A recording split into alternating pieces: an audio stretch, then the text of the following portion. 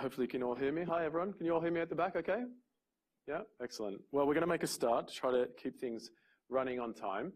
It's delightful to see you all here and to join us for this exciting forum. The Healthy Development Adelaide. I should preface this by saying I flew in from Europe late last night and had 2 children who got me up at 2 a.m. to tell me that they had severe jet lag. So I'm suffering a little bit from jet lag as well. Anyway, so Healthy Development Adelaide and the Robinson Research Institute's delighted to welcome you all to this forum entitled Tock in the Womb, How Biological Aging Before Birth Drives Long Life Health. My name's Professor David McIntyre and I'm the Director at the Robinson Research Institute at the University of Adelaide. And to begin with, I'd like to acknowledge that we are, of course, meeting on the traditional lands of the Kaurna people and that we respect their spiritual relationship with their country. We also acknowledge that the Kaurna people, as the traditional custodians of the Adelaide region, and acknowledge that their cultural and heritage beliefs are still as important to living Kaurna people today. Now, we were hoping to have 2 of our emerging research leaders from Robinson Research Institute talk to you today about a really intriguing concept. That concept being that biological aging starts in the womb before birth. And also explore a little bit what that might mean for really important pregnancy and childhood health and development aspects. And also even potentially how that might impart risk for disease states later on in life. Now, unfortunately, our second speaker, Dr. Anya Arthurs, is unable to join us tonight. She's had a family medical emergency.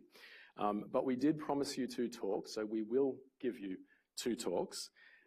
In our first presentation, you're still going to hear about how environmental and lifestyle factors around the time of conception can set the clock for the embryo. On a slightly different topic, but still related to the importance of the timing mechanisms around birth. I was the only person that I could find to fill in at such late notice.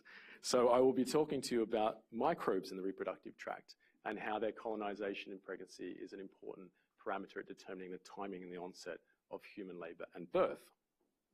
So we'll also have some time at the end of each of these presentations to take some questions from the audience.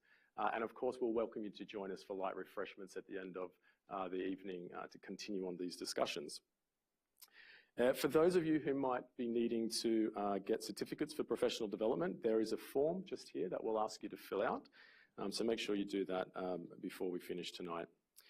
So with that, it is my pleasure to introduce you to the first speaker, Dr. Yasmin Winstanley. She's a postdoctoral researcher in the ovarian cell biology and embryology group at the Robinson Research Institute. Yasmin's research has been primarily focusing on how parental age, obesity, and toxicant exposure alters the first 5 days of life of the embryo and its development. She is particularly interested in understanding how environmental signals are transmitted to the next generation through the pre-implantation embryo and what implications that this has on later life health. So the title of Yasmin's presentation is Maternal Health at Conception and How It Shapes Child Biological Age. Over to you, Yasmin. Thank you. Thank you.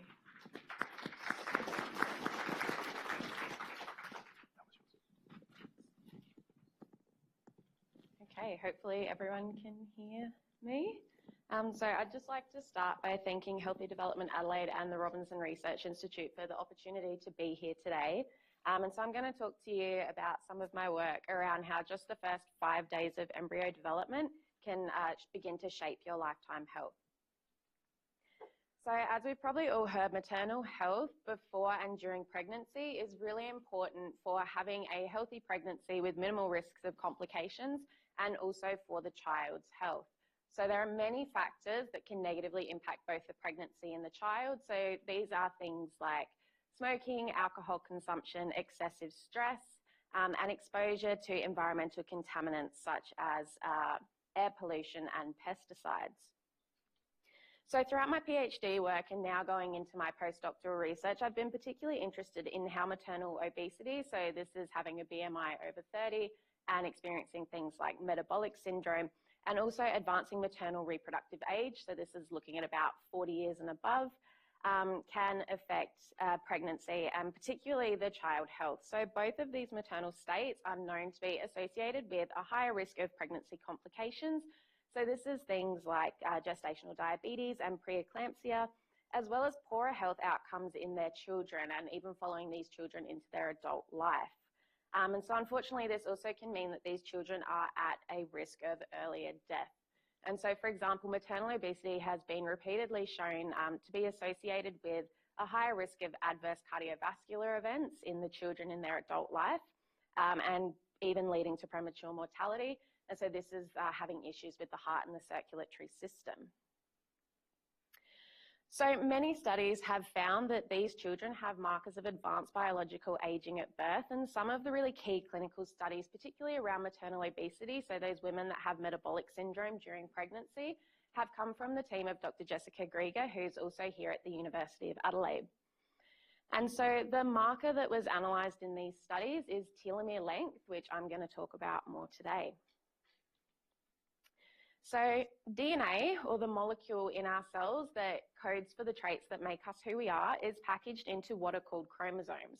And so at the end of every chromosome is a specific piece of DNA called the telomere. So the telomeres don't code for any traits as far as we know, but we do know that they play a really important role in how long a cell survives. So if you think of our chromosomes like a shoelace, the telomeres are like that little piece of plastic at the end of the shoelace that stops it from fraying and unraveling over time. So every time our cells divide, we actually lose a little bit of DNA from the end of every chromosome. So eventually this would mean that we end up losing bits of DNA that encode for particular things that our cells really need to be able to function and be viable, which of course would not be good. So this is why we have our telomeres. So these telomeres act like a buffer where that little bit of DNA is lost from the telomere each time rather than those really important coding regions. So as we get older and we grow, obviously our cells have divided a lot more, and as telomeres get shorter with every cell division, this therefore means that our telomeres get shorter as we age. And so therefore telomere length can be used as a marker of the biological age of your cell. So when telomeres get too short, they can no longer protect the DNA properly, and so they send signals to the cell that it's time to stop dividing. And so cells that are no longer able to divide also don't function as efficiently as those that are still capable of dividing. So an accumulation of cells that are no longer dividing within an organ is associated with reduced organ function and therefore an onset of aging-related diseases. So therefore, it's really important that we start life with long telomeres so that our cells are able to live long lives. However, as I mentioned, children born to obese or older mothers are known to often start life with shorter telomeres than their peers. And so this means that as these children grow, even though they're not chronologically older than their peers, so they've been alive for the same amount of time, their cells are actually biologically older. And so this therefore means that these children are more likely to experience an earlier onset of aging-related diseases. But what we don't know is why some infants are born with shorter telomeres and also why maternal aging and maternal obesity can actually cause this. So my work centres around this really fascinating time of development, which is called pre-implantation embryo development. And so this is about the first 5 days after the sperm and egg meet at fertilization. So as you can see in this video, during this time, the embryo goes from being just one cell to a blastocyst stage embryo. And so a blastocyst comprises of about 100 cells, and this embryo stage is what's capable of implanting into the uterus to continue developing.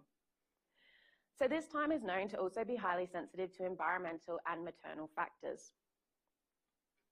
So there are many incredible things that are happening in the embryo during this time of development, but the one that I'm going to focus on today is, of course, about the telomeres.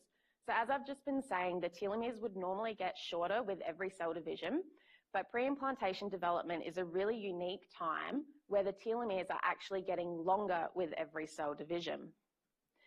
So after implantation, so once that blastocyst has implanted into the uterus, that is when the telomeres will then begin to get a little bit shorter with every cell division throughout the rest of pregnancy and a person's life.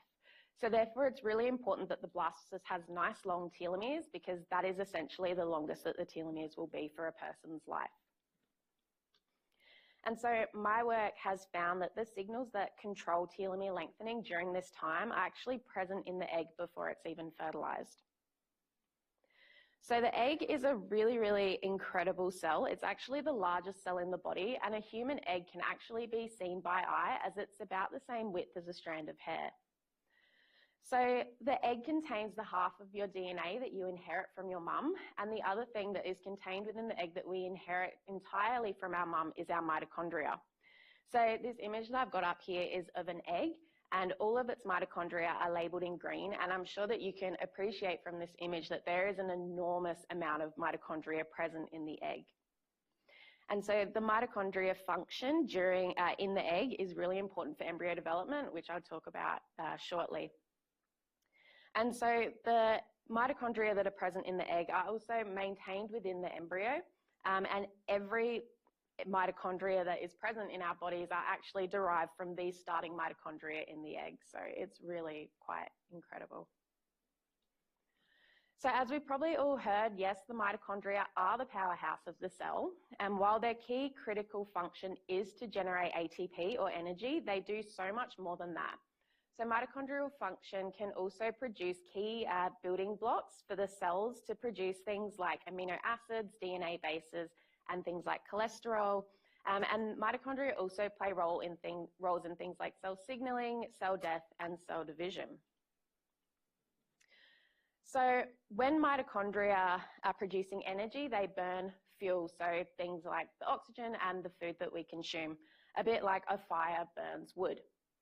So when the mitochondria are producing our energy, they also produce what are called reactive oxygen species, which I'll also be referring to primarily as ROS. So a bit like when a fire is burning, it can sort of produce little sparks. So as the name suggests, reactive oxygen species are highly reactive molecules, and they do have the ability to damage things within our cells like DNA and protein. But production of ROS is totally normal, and it can actually be required by some cells for their function. The mitochondria, however, are incredibly sensitive and responsive to stress and their environment. So when the mitochondria or the cell becomes stressed, the mitochondria actually increase their production of these ROS, and this can then be detrimental to the cell. So pre-implantation embryo development is one of those times where some ROS production is actually really critical. The embryos actually need some ROS for their development. But when the mitochondria or the embryo are stressed and the mitochondria overproduce their ROS, it can tip the scales to the point where this can become bad for the embryos. And in some cases, it can even cause these embryos to stop developing. So just to sort of summarize the key messages up to this point. So telomere length is used as an indicator of the biological age of a cell, as younger cells will have longer telomeres than an older cell. And so this means that you can have people of the same chronological age that have biologically different aged cells. And so we also do see short telomeres in children from older and obese mums, but we don't really know what's causing this. And pre-implantation embryo development is a really exceptional time where the telomeres actually get longer with each cell division, whereas typically they would get shorter. And the egg and the early embryo contain an enormous amount of mitochondria, and these are really important for successful embryo development. So we hypothesized that mitochondrial function in the pre-implantation embryo is really important for regulating the telomere length that we see in the blastocyst stage embryo. So these images are, let's see, can you see the mouse? Perfect. Okay, so these images are of some early embryos that are just a few hours after fertilization, so after the sperm and the egg have met. And so these embryos are derived from our preclinical models of maternal obesity and advanced maternal age. And so in each of these images of these embryos, the red that you can see is the mitochondrial ROS that are being produced, and the blue is just the DNA of that embryo. So what you can see in the embryos of our healthy weight and our young controls is that there is some red, there is some ROS being produced, and this is important for successful embryo development. However, when we look at the embryos from our obese and our aged models, we can see there's a lot more red. So these embryos are producing a lot more ROS. So we can also actually mimic this biology in otherwise normal embryos. And so to do this, we expose our embryos to a compound that is very specifically targeting the mitochondria and stresses them. And as a result, the mitochondria will produce more ROS. So we also like to include this model in our work just to really highlight the importance of mitochondria during this time. So we let our embryos develop for the 5 days to form blastocysts, and we then analyse their telomere lengths. So in these graphs, all of the grey bars will be representing either our healthy weight young or our control embryos, and the red bars are our obese, aged, or our stressed embryos. So when we looked at the telomere lengths in those blastocyst embryos that are derived from our obese model, we can see that the telomeres are shorter than those from our healthy weight model. We saw the same thing with aging, where aging embryos had shorter telomeres in the blastocyst than those from young. And similarly, our mitochondrial stress model produced shorter telomeres than those control untreated embryos. And so this was exciting for us, as this shows that the cellular stress in the egg is actually preventing this normal telomere elongation process. And so this may also be behind that developmental origin of the shorter telomeres that are being seen in children from obese or older mums. So as I mentioned, the mitochondria are highly responsive and adaptable to stress in their environment. So we know if we can stress the mitochondria, we end up with shorter telomeres in our blastocyst embryos. And so therefore we wanted to see if we could modulate the mitochondrial function and push it back the other way, so to make the mitochondria less stressed, will that then be able to rescue the telomere length in the blastocyst? And so to do this, we treated our preclinical models of obesity, aging, or that targeted mitochondrial stress with different compounds that have been shown to have positive effects on mitochondrial function. So we did 2 slightly different treatments. So we treated prior to fertilization. So when I talk about that, I'll refer to it as treating the egg. And we also did our treatments for the first 8 hours from the point of fertilization, so from the point of the sperm and the egg meeting, which I'll refer to as treating the embryo.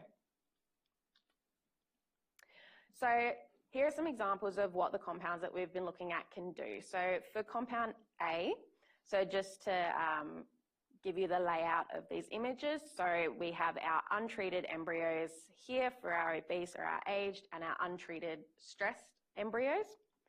And so in our obese model, whether we were treating the egg, so before fertilization, or treating the embryos, compound A was able to really effectively reduce the amount of ROS that the mitochondria in these embryos were producing. As you can see, there's a lot less red in these embryos.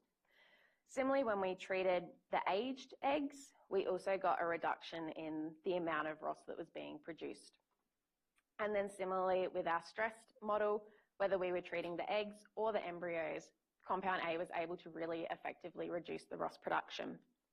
So again, we let these embryos develop for 5 days until they formed blastocysts, and we looked at their telomere lengths. And so now in these graphs, the embryos that have had the treatment are now in the blue bars. And so when we looked at our obese eggs, whether we were treating the egg, so before fertilization, or treating the embryo, so from fertilization, the reduction that we saw in the ROS led to an improvement in the telomere length in these blastocyst embryos, to the point where they were actually no longer different to those that were derived from our healthy weight controls.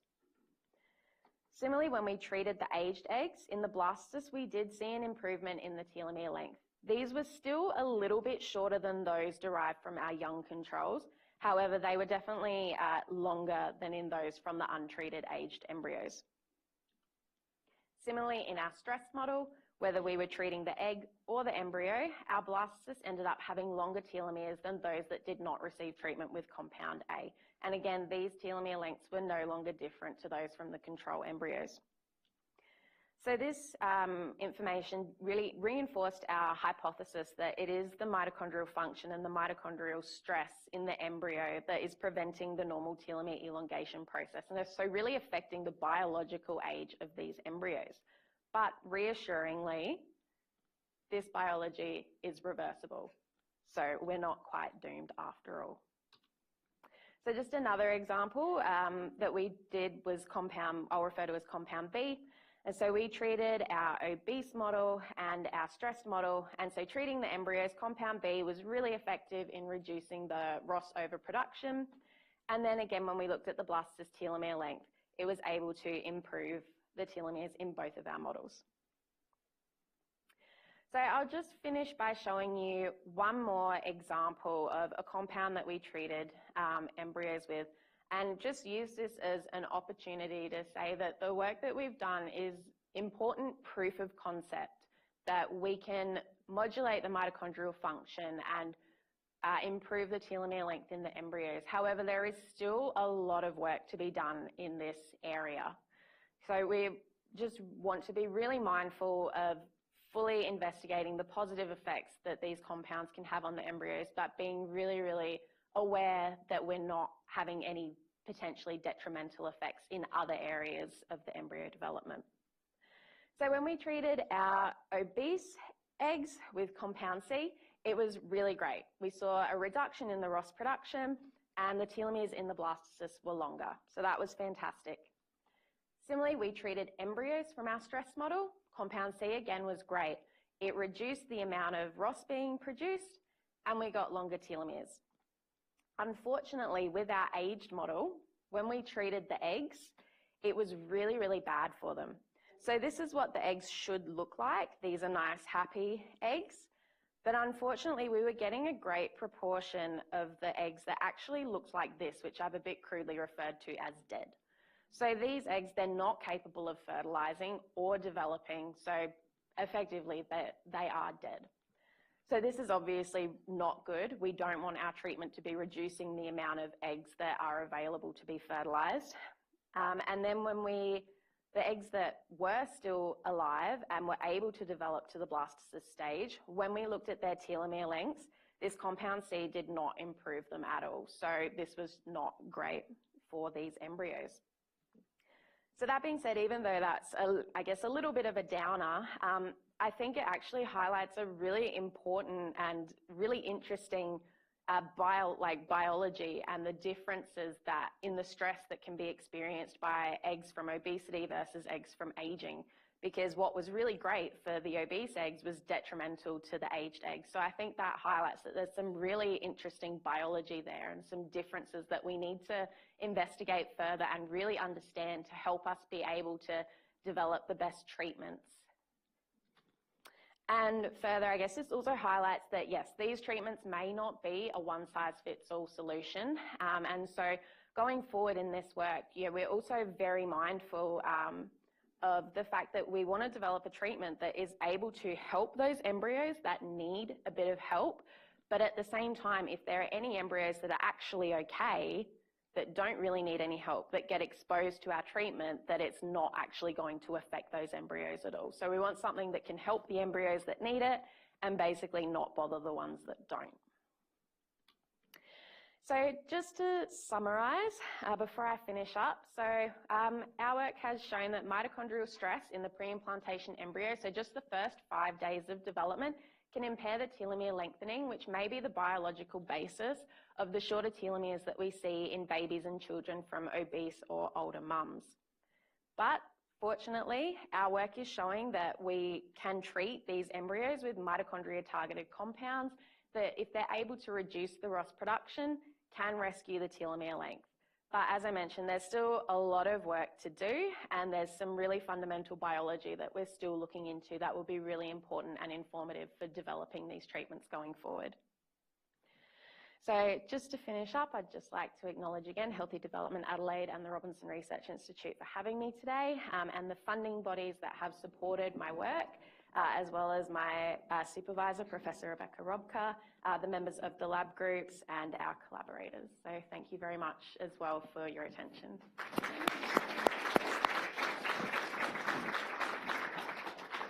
Fantastic, Yasmin. What a great piece of work you've been working on. We have an opportunity for some questions. We have a couple of mics that we can share. We have some people online as well. We're recording this, so please, if you could give your questions through the microphone, that'd be great. Would anyone like to start? Rob, put your hand up first.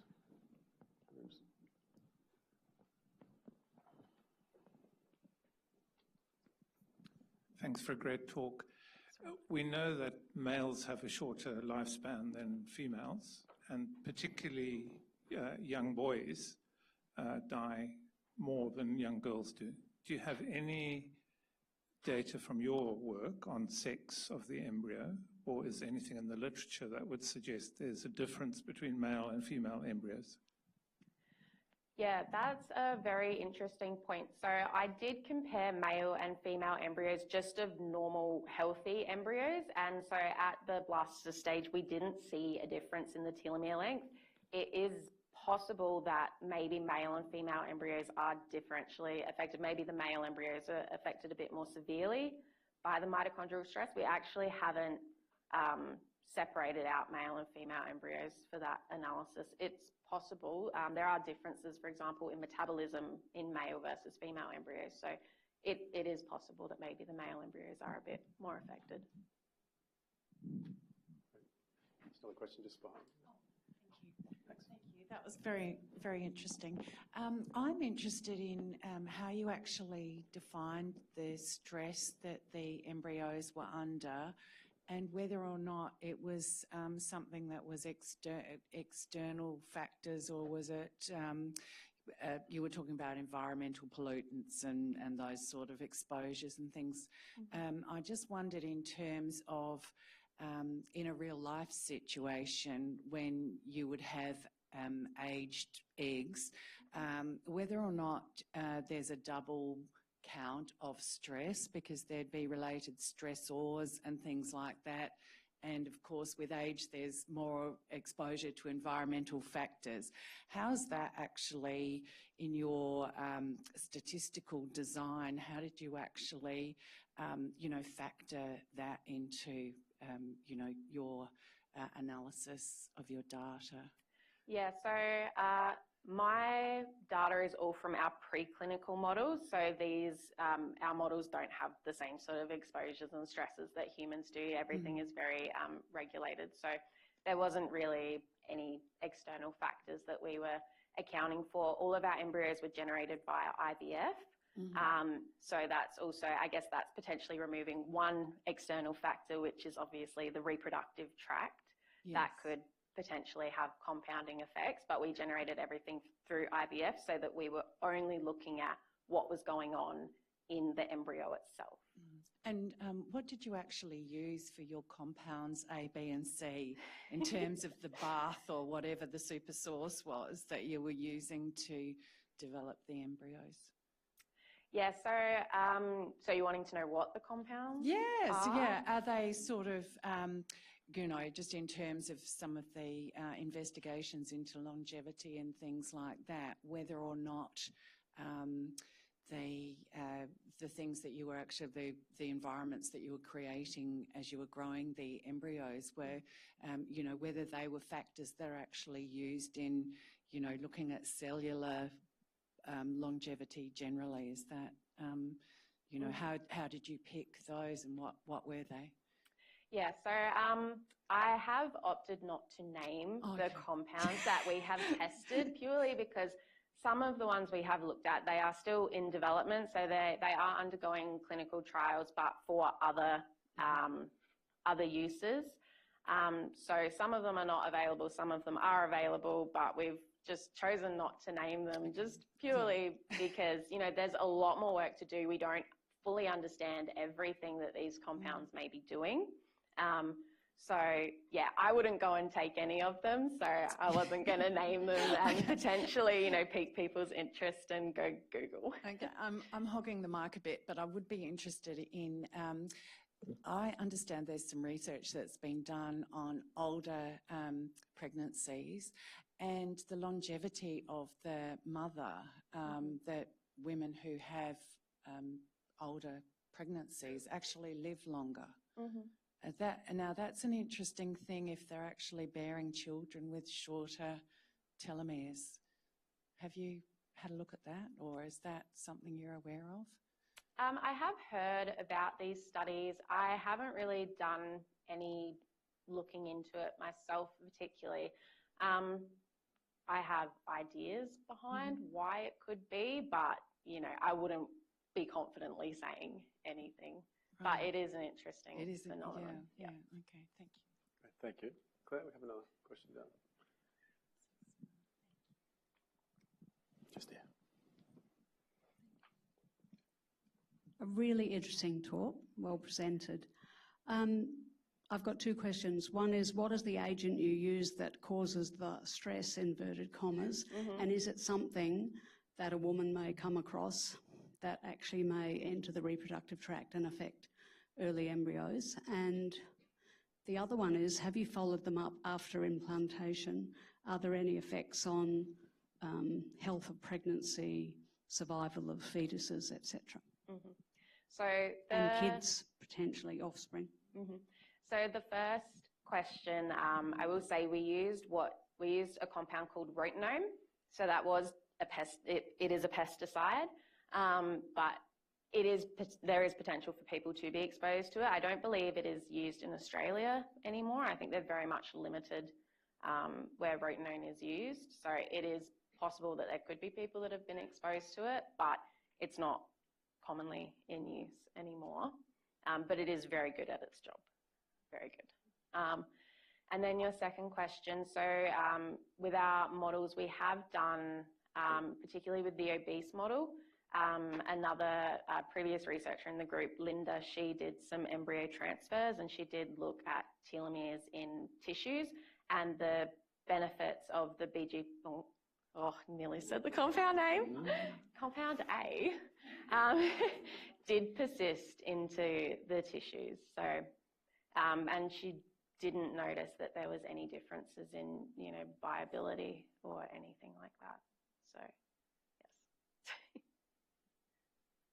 Did I see another hand up over here? Somebody's before? No? Okay, a couple of questions up the back, and then we'll invite you to continue the discussions a little bit later.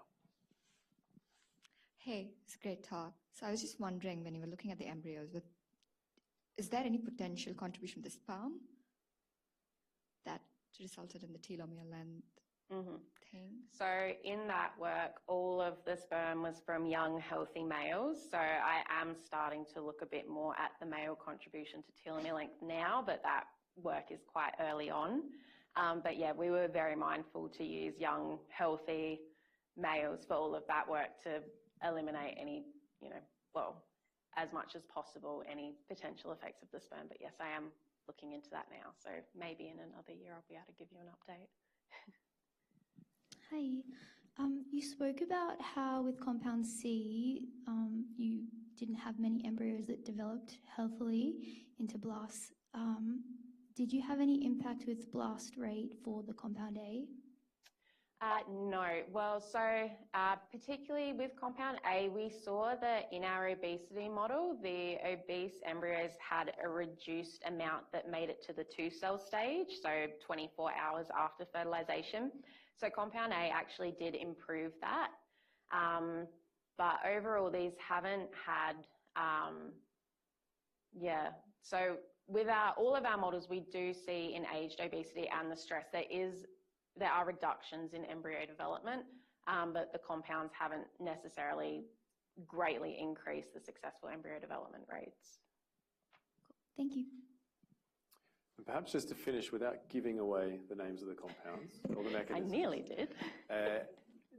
Are all three compounds selected for a similar potential motive mechanism? So in other words, are they all supposed to be antioxidants or anti-ROS molecules, or were you actually trying to target different mechanisms? So the mechanisms of these compounds do vary slightly. Basically, we know they all target the mitochondria in one way or another. Some are more antioxidant, and then others do more to actually, more to do with the structure of the mitochondria and sort of like helping to stabilize the mitochondria. So yeah, commonality is that they all target the mitochondria, but yeah, the mechanisms of actions are slightly different. Yeah, it gives you nice tools now to start to dig into that a little bit more. Yeah. It's great. All right, well, we'll finish up there. As I said, there'll be an opportunity to ask Yasmin more questions a little bit later on, but please join me in thanking her for a great talk.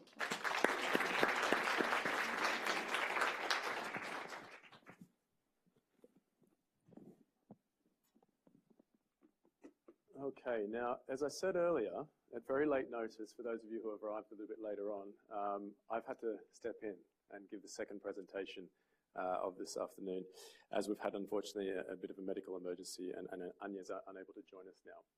So,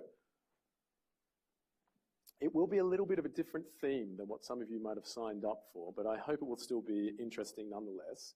And I'm going to try to bring the story back to this concept of timing and clocks being critical for reproductive health. But as I said to you at the introduction, the focus will be very much on this concept of the bugs in the reproductive tract being key modifiers of some of these timing events in pregnancy.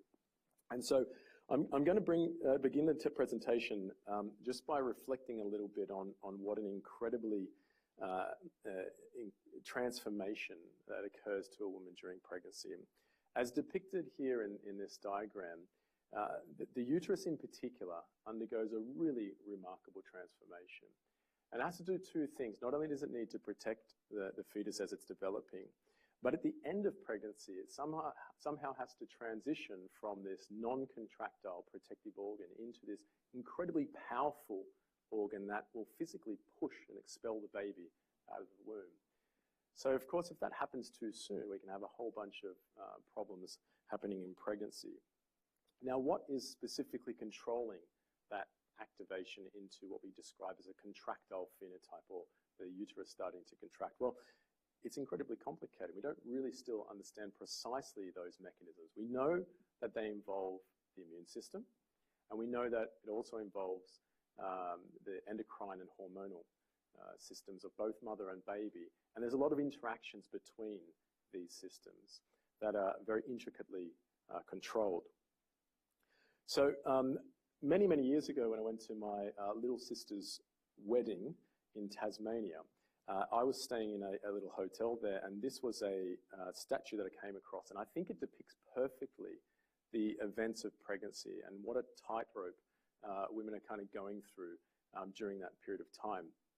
So if we think about from the point of conception all the way through to hopefully a healthy pregnancy outcome, and there's one of my little boys, Alvaro, there in the top right-hand corner, delivered healthily at 38 weeks, that balance between immune factors and hormonal factors really has to remain in check. If there's something that perturbs those balances, then we can end up having problems around the time of implantation, like we've just been hearing about. We can have miscarriages, or we can have delivery happening too soon in the case of a premature birth.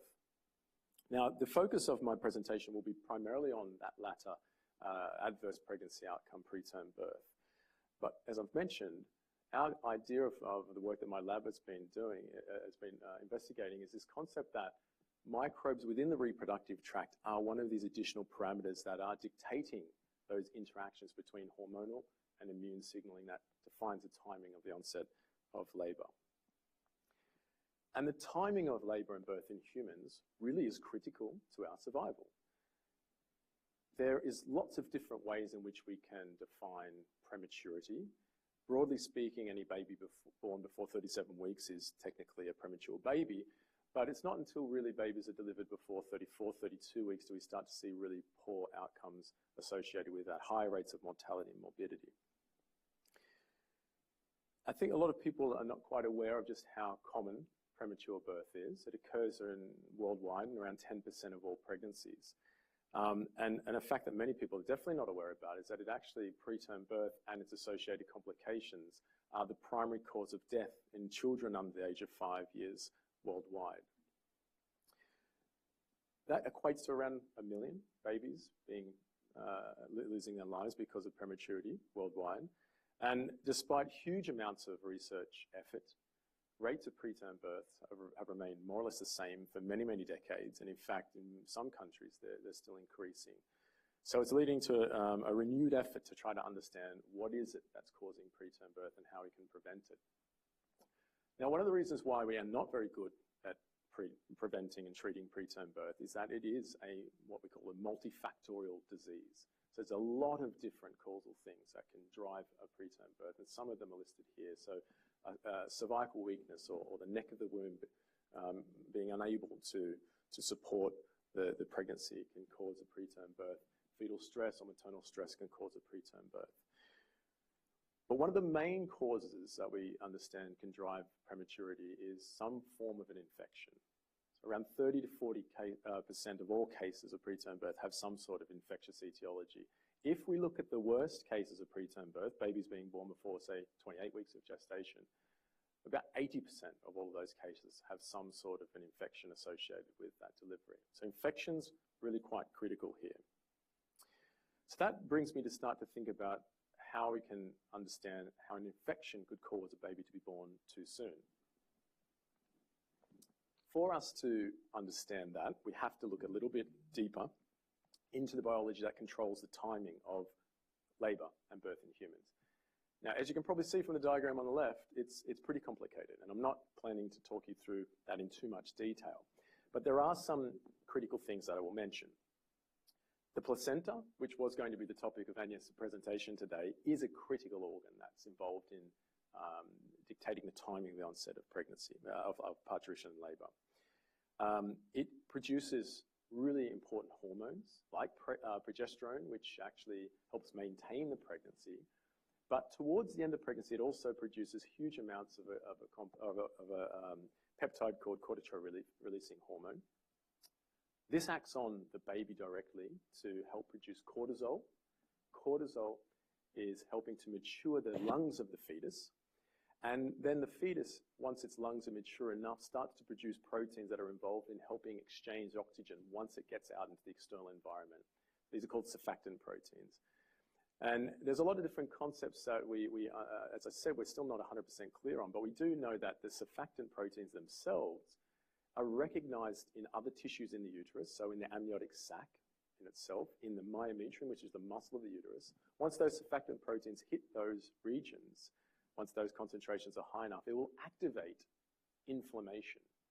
Now, inflammation, of course, is often associated with an infection, but in many cases, inflammation, what we call sterile inflammation, can drive a lot of important pathways. So, for example, if I was to continually hit my hand here, eventually it would become red and sore and inflamed, and there's no infection associated with that. So in a similar kind of concept, this surfactant protein is driving sorts of pathways that leads to this buildup in inflammation. Now, that inflammation triggers three main things to happen to a woman, which are critical for a baby to be born. The cervix, or the neck of the womb, has to become soft and dilate, allowing the baby's head to pass through during labour. The amniotic sac that the baby's sitting in has to eventually break down and rupture. That's also known as when a woman's waters break in her pregnancy. And the myometrium, or that muscle of the uterus, the powerhouse of the uterus, has to start actively contracting. And that's largely driven by this sort of inflammation activation, which causes proteins that are involved in contractions to be switched on. Now, I can break all of that down into a very simple set of messages to you. We've got hormones produced by baby and mum. We've got this inflammation process, and those things together we know are involved in regulating the timing of labour and birth. So when we have an infection, which could be caused by viruses, bacteria, and other things, these are being recognised by the immune system of the mum, and accordingly and appropriately, the mum is responding to that infection by activating inflammation. The problem is when we activate that inflammation too soon, particularly if that inflammation is in and around the gestational tissues and the reproductive tract, we get that activation of those inflammatory pathways which switch on the uterus to contract too soon, which causes the cervix to start to ripen too soon, leading potentially to preterm delivery. So the question then is, where are these infections coming from?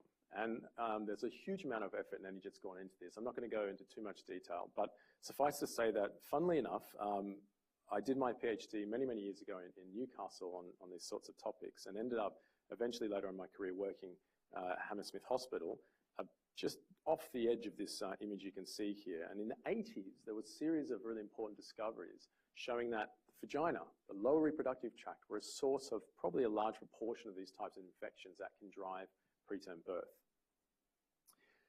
Along the same lines, there were studies done in the US and elsewhere, even here in Australia, showing that women who have certain types of vaginal infections, like bacterial vaginosis, which is not necessarily infection per se, but it's a change in the balance of the microbial communities in the reproductive tract, where you lose the good bacteria, which I'll tell you about shortly, and you have an overgrowth of potentially bad bacteria. those women tend to have a higher rate of preterm birth. And using lots of traditional microbiological techniques like culture and microscopy, we actually were able to go through and identify what some of these bad bugs are that tend to be found in the lower reproductive tract of women who are delivering preterm babies more often than not. But we should also remember that not all bugs are bad. In fact, the vagina was one of the sites of really critical discoveries in microbiology, where we're starting to be able to see bacteria that are involved in health. One of the most important discoveries was by this obstetrician called Albert Dodeline, who in 1894, using some fancy new microscopes that had been delivered, were able to see small rod-like structures in vaginal secretions of pregnant women.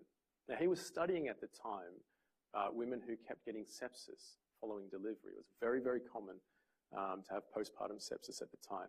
And he had a concept that something was in their reproductive tract that was causing these types of infections. So this is not the images that he will have looked at. These are more modern images, but of the bacteria that he discovered, and very modestly called Dodeline's bacillus, have since been renamed as Lactobacillus species. They're these long rod-like structures, and you can see them here in these two different images. Now, as the name suggests, these bacteria are really, really important in producing lactic acid. They take different food sources and they convert it into lactic acid as they metabolize them. Now, that's probably something that some of you might have heard of before, Lactobacillus species. Have any of you heard of Lactobacillus species elsewhere? I get lots of nodding heads. Some of you will realize that Lactobacillus species are often used in the food industry, for example, for producing yogurts and cheese. And of course, it's the lactic acid there and that fermentation to produce lactic acid that's critical in that process. So we can see here, Actimel, many of you will, I'm sure, drink Actimel. Lactobacillus casei is one of the types of related bacteria that are producing these high amounts of lactic acid. Now, what Dodeline and a lot of other people showed subsequent to this was that if you look at very healthy women, their reproductive tracts, their vaginas are full of pretty much just those types of bugs, Lactobacillus species. That actually, funnily enough, even though these discoveries were made more than a century ago, largely is where we're sitting clinically with microbial diagnosis of vaginal infections. Is if we can see down the microscope lots of those bugs and not much else, we assume that somebody doesn't have a vaginal infection. If we don't see those and we see a whole bunch of other stuff, they might have an infection. That brings me then to start to talk about more broadly and recent technological developments that have allowed us to start to understand much better this interrelationship between us as human hosts and all of these microbes that I've started to talk about.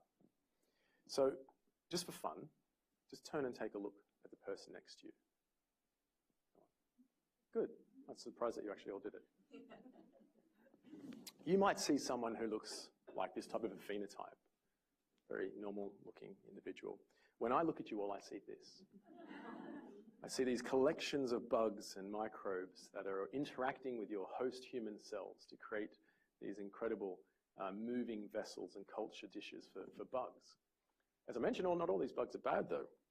And in fact, there's some really amazing efforts from the NIH, particularly in the US, which are all now being defunded, unfortunately. One of the really interesting things that the NIH did was to fund a huge program of work called the Human Microbiome Project. Around 20 years ago, there was a bunch of technological advances which meant we didn't need to rely anymore on culturing and looking down microscopes to identify what types of bugs are in different types of samples. And instead, we could use the genetic information that bugs have to, almost like barcodes, to identify precisely which types of bugs are in different types of samples. And as you can see, lots of different body sites have very different microbial communities in them. I think what's really interesting, though, is that vagina has a particularly unique microbiota, or as we call it, or collection of bugs in the reproductive tract. Most women have really only one type of bug. It's those Lactobacillus species.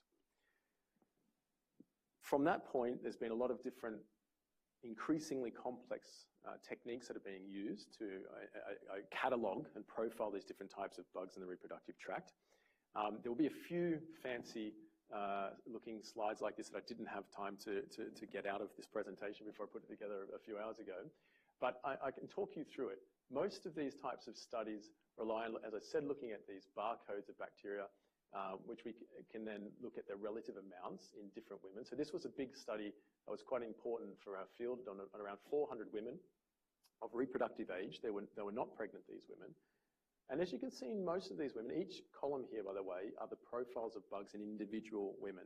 So you can see that there's a group of women here that have lots of this bug here, which is a type of lactobacillus called Lactobacillus gasseri, and this red color indicates that they pretty much just had lots of that bug and not much else. Another group of women here have Lactobacillus iners and not much else, but a bit more of a few other bugs present. A lot of women here have Lactobacillus crispatus, and so on and so forth. There were 5 major classes of profiles that these sorts of studies have revealed. They're called community state types. They've got lots of different names. So my group started to apply these types of profiling methodologies, asking the question, what's happening to the vaginal microbiome, the reproductive tract microbiome in pregnancy? And what we found was that there are even more of these Lactobacillus species in pregnancy. So that's quite interesting. Why are those bugs seemingly so important? Why are there more of those bugs appearing in pregnancy? Well, it turns out particularly certain Lactobacillus species, in addition to producing lactic acid, which I mentioned before, which, as you could imagine, reduces the pH, a lot of other potentially pathogenic bugs don't like to live in acidic environments, so that's a good thing. They also, lactic acid itself is anti-inflammatory. So as I mentioned before, lots of inflammation in the lower reproductive tract is not good, so having reduced inflammation is good. They're also involved in thickening the cervical vaginal mucosa, which is very, very important in helping to trap viral and bacterial pathogens. They have some other mechanisms that they're involved, including producing antimicrobial compounds that kill other bugs and not themselves, and also by this competitive exclusion is a fancy term for basically crowding out the environment. When there's lots of those bugs, no other bugs can get a foothold and grow. So that led us to start to ask the question, well, maybe what's happening in these women who have preterm birth is that there's changes in these communities. Maybe we're losing some of these good bugs and we're seeing other bugs coming in, and maybe some of them are pathogenic like we'd seen in earlier studies. So to summarize probably 15 years of my team and others' work, this is a little schematic here that sort of summarizes what we've found. We've found that women who go on to have healthy pregnancies, healthy babies, tend to have lots of these Lactobacillus species and not much else throughout their pregnancy. And when you lose those Lactobacillus species in pregnancy, you tend to have this big increase in different types of bacteria that appear, and many of those bacteria are potentially bad bugs or pathogenic bugs. Now, we know which are the most protective species. One of them I'm going to talk a lot about today is Lactobacillus crispatus. One of the other bugs which we actually start to associate with a slightly increased risk of preterm birth is a related bug called Lactobacillus iners. And then we have some other bugs like Gardnerella vaginalis, which are associated with bad outcomes. So we can kind of break this down into, funnily enough, you had the same analogy in your slides, and we didn't even confer beforehand. So Lactobacillus crispatus is what we would consider to be the good bug, the most optimal bug to have in your reproductive tract during pregnancy. The bad is Lactobacillus iners, and the ugly is when you don't have any Lactobacillus, and instead you have a lot of these other types of high diversity communities. So why would Lactobacillus crispatus be so good? We know that it has a lot of features that are shared by other bacteria that we should expect to actually activate the same types of inflammatory and immune responses that would cause problems in the reproductive tract. Now, there's a pretty complex diagram here that I've got, and this relates to a paper that my group's just published recently, where we've been able to understand a little bit more about why this bug is so protective and what about it is so special that stops inflammation from occurring. So very briefly, there's a layer of proteins right on the surface of bacteria, and you can actually see them in this diagram down here below. This is an electron microscopy image. It almost look like little pavers that coat entirely the Lactobacillus crispatus cells. These are called S-layer proteins, and what we were able to show was that these proteins are essentially protecting anything underneath that might otherwise activate inflammation and activate the immune system of the mother to react in an adverse way. I'll show you a couple of quick experiments to show you how we tested that. What we could do is we could take certain cells that have reporter systems in them so that when there is inflammation present, they produce a light response. So what we did was we exposed to those cells our Lactobacillus as it normally would be. We could actually strip off those S-layer proteins and see what then would happen when we had exposed the cells. And we could actually just put the S-layer proteins directly on the cells. So one little bit of data to show you here. This is what happens if we stimulate inflammation in these cells with a particular compound. Here are different types of lactobacillus that we've collected from different pregnant women. You can see that none of them really stimulate inflammation very much. This is when we put just the S-layer protein themselves in the cells. Again, no real activation of inflammation. But when we take these naked Lactobacillus crispatus that we've stripped off those S-layer proteins, we all of a sudden have this very strong activation of inflammation. We can do the exact same thing in very relevant cells, in vaginal epithelial cells. Same thing, we take the S-layer proteins off the good bacteria and all of a sudden they become bad. So S-layer proteins are really, really critical. So the final thing I want to talk to you about then is, well, if these bugs are so important, we should hopefully be able to put those bugs into women in pregnancy and expect that their pregnancy outcomes would be improved. We might be able to reduce preterm birth rates and stop infections in pregnancy. So what we've been able to do is the first in-human, in-pregnancy trial of a new, we used to call them probiotics, they're now called live biotherapeutics. It's a vaginally delivered product called Lactin B, Lactobacillus crispatus. It's been used in non-pregnant women before and shown that it can help reduce certain infections like bacterial vaginosis. So very briefly, what we did is we took women who were at heightened risk of preterm birth because of their history. They had either had previous preterm births or they've had other issues like cervical cancer, or pre-cervical cancer, where they've taken a little bit of their cervix out. And usually around their first visit in pregnancy, between 12 to 14 weeks, they've started to take this product, which is pretty straightforward to take. Take it daily. It comes in a sort of a syringe. It's a powdered preparation.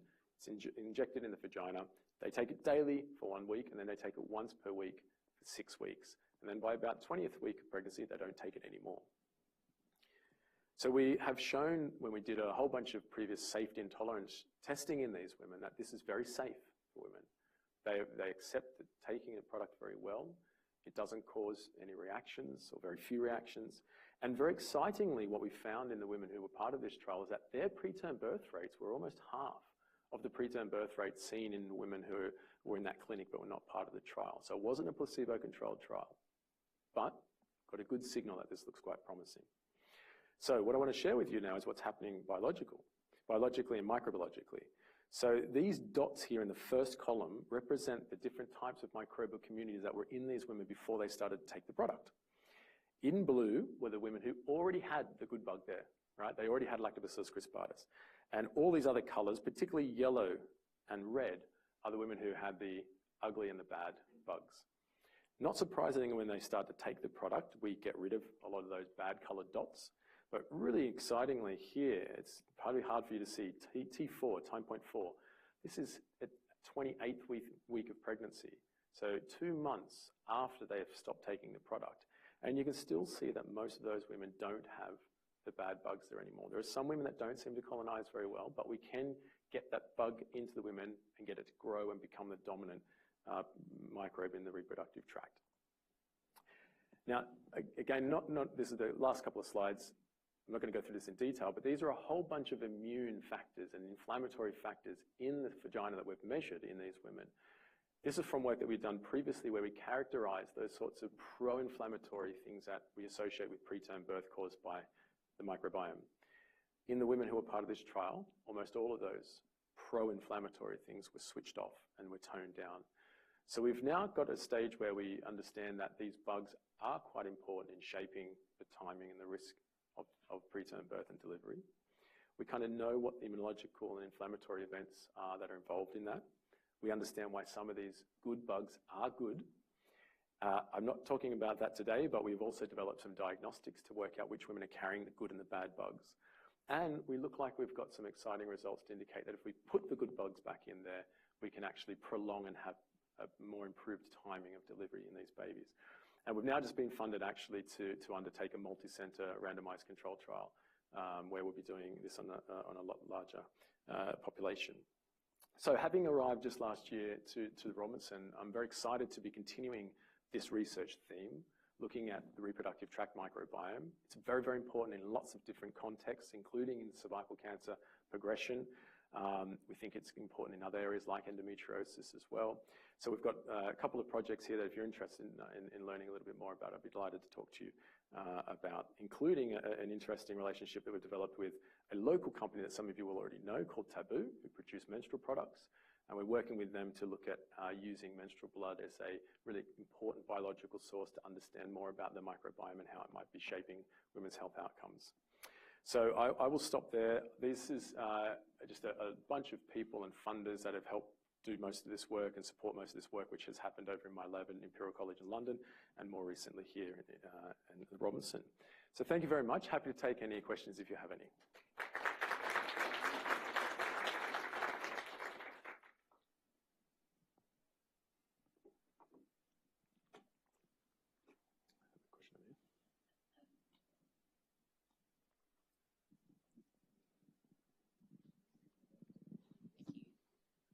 Thanks, David. That was great.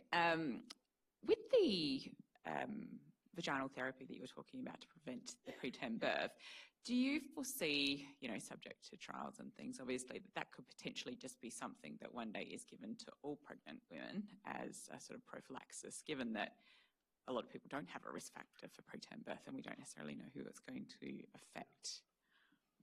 Yeah, I mean, that's an interesting idea. There's some issues that would probably prevent it being used broadly like that. One is the cost to manufacture it is very, very high. So it'd be incredibly expensive to use it prophylactically. I think as well that if we can have it a little bit more targeted, I think that would be ideal. So working out who would be the right women to give it to would be an important step of that. As I mentioned, we've got some steps forward in being able to achieve that. We have a new diagnostic device that we've created where we can take a swab, place that into the vagina, and within about 2 minutes identify what the types of microbes are in a woman and whether or not there's inflammation present. And with that type of a stratification tool, then we think we actually would be able to get the product to those women who need it most. Now, that product is somewhat challenging to know whether or not it's the correct product for everyone. One of the things I didn't get time to talk about was the fact that not every woman in the world responds positively to the same types of bugs. So, for example, women who are self-identified as of Black or Hispanic ethnicity, around 50% of all of those women will never carry Lactobacillus crispatus in their pregnancy, but their rate of preterm birth is not 50%, of course. So there are different mechanisms where we might have an infection-associated preterm birth where we definitely would like to give a product to that. So I think being a little bit more selective about it would be the way forward.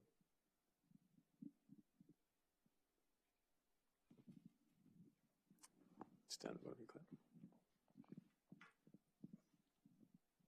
Thank you. That was great, David. The older women in the audience may remember that in the days gone by when oral contraceptives had very high doses of estrogen, that a lot of women got thrush, right? And it was very encouraged to either use an acid gel or yogurt. So does yogurt have that same Lactobacillus species, or does it promote the growth of that crispatus species? A couple of things to unpack there. I'll start with the last question. Yogurt definitely is often cultured with Lactobacillus species, but almost never, in fact, never, with vaginal strains. There are a bunch of strains that have co-evolved uniquely within humans to be present in the vagina and nowhere else. It sounds oddball to say, but there actually was a project done where yogurt was cultured using vaginal strains and it could be produced without any problems. In other cultures, I mean human cultures, not bacterial cultures, yogurt has been used for douching, and there is anecdotal evidence that it improves reproductive health. But there is no solid evidence to indicate that using yogurt as a douching product or anything like that would be advisable. Estrogen, on the other hand, is a very interesting thing. Estrogen, we think, is quite critical actually in supporting these Lactobacillus species to grow in the vagina. In pregnancy, we obviously see our most estrogenic state when we're not taking any compounds. And that's one of the reasons why we think the levels of Lactobacillus species in pregnancy increase. And that's because estrogen helps to do something important from a food source point of view. It encourages glycogen to get stuck into the vaginal epithelial cells, which is then sort of a store to be broken down and then preferentially used by those lactobacillus species as their main food source. So when you have lots of estrogen, you have lots of glycogen, then they can then eat that and grow happily ever after. And that's why also when a woman reaches menopause, estrogen levels drop off. We also then see lactobacillus species drop off as well. If you start taking estrogen therapy, levels recover. So there's good evidence that estrogen is there, but as you say, in an estrogenic state, you can also have species like Candida and thrush-producing species. And you see that in pregnancy as well. So you see often Candida and thrush as being a problem in pregnancy. Luckily, we don't see much evidence that that is a risk factor for preterm birth itself. Candidal species, particularly when they are in a pathogenic state, are most definitely quite dangerous for a preterm baby to be exposed to. And that's why it's quite important to monitor that. So, Thank you.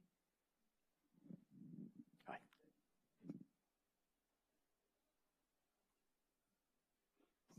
Thanks, David. Just wondering with the microbiome during pregnancy, does it change a lot? So does lactobacillus, is it like the most predominant species across pregnancy?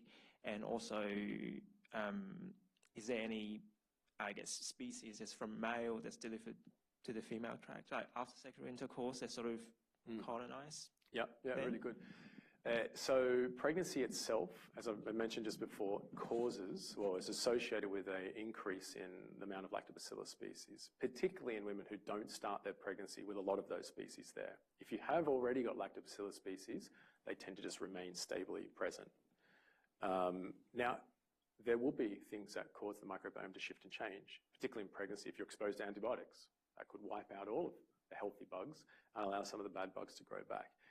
We know that sexual intercourse is another source of change in the microbiome. In fact, we've just published a study where we've looked at the semen microbiota and shown that there are a proportion of men who most certainly in their ejaculate has a high concentration or high levels of bacteria, which could be involved, particularly from the work that you guys are doing, in activating, we think, some of the inflammatory responses in the reproductive tract that might be quite important for implantation events, for sperm-egg interaction events. And so that's potentially a source of some of those bacteria, definitely. I think we might have time for one more question. There's one more question right over here. The most difficult part for you to reach of the audience.